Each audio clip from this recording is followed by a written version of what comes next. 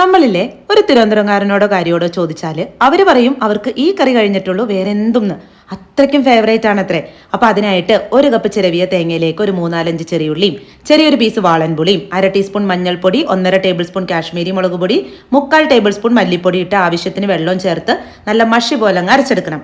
ഇനി ഒരു ചട്ടിയിലേക്ക് ചെറിയൊരു പച്ചമാങ്ങ അരിഞ്ഞതും ഒരു മുരിങ്ങാക്കോല് കഷണങ്ങളാക്കിയതും 3-4 പച്ചമുളകും ഇട്ടിട്ട് നമ്മൾ അരച്ചു വച്ചാർന്ന തേങ്ങ ഇതിലേക്ക് ഒഴിച്ച് ആ മിക്സി ജാറ് കഴുകിയ വെള്ളം ഒക്കെ കൂടി ആവശ്യത്തിന് വെള്ളം ഒഴിച്ച് ഒന്ന് മിക്സ് ഒക്കെ ആക്കി ഇതിലേക്ക് വേണ്ടുന്ന ഉപ്പൊക്കെ ഇട്ട് കുറച്ച് മാത്രം ഉലുവയും കൂടി ചേർത്ത് തിളച്ചു തുടങ്ങുന്ന സമയത്ത് അടച്ചു വെച്ച് ഈ മുരിങ്ങാക്കോല് മാങ്ങി ഒരു 3/4 ഭാഗത്തോളം വേവിച്ചെടുക്കാം. വെന്ത് വന്നാലും മീനിട്ട് കൊടുക്കാം. ചൂരമീനാണ് അവർ കൂടുതലും ഈ ഒരു കറിക്ക് എടുക്കുന്നത്.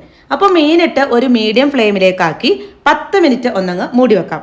10 മിനിറ്റ് കഴിയുമ്പോൾ മൂടി തുറന്ന് ഒന്നങ്ങ് ചുറ്റിച്ചു കൊടുത്തതിന് ശേഷം ഇത്തിരി ഫ്രഷ് കറിവേപ്പിലയും കുറച്ച് പച്ചവെളിച്ചെണ്ണ ഒഴിച്ച് തീ ഓഫാക്കാം.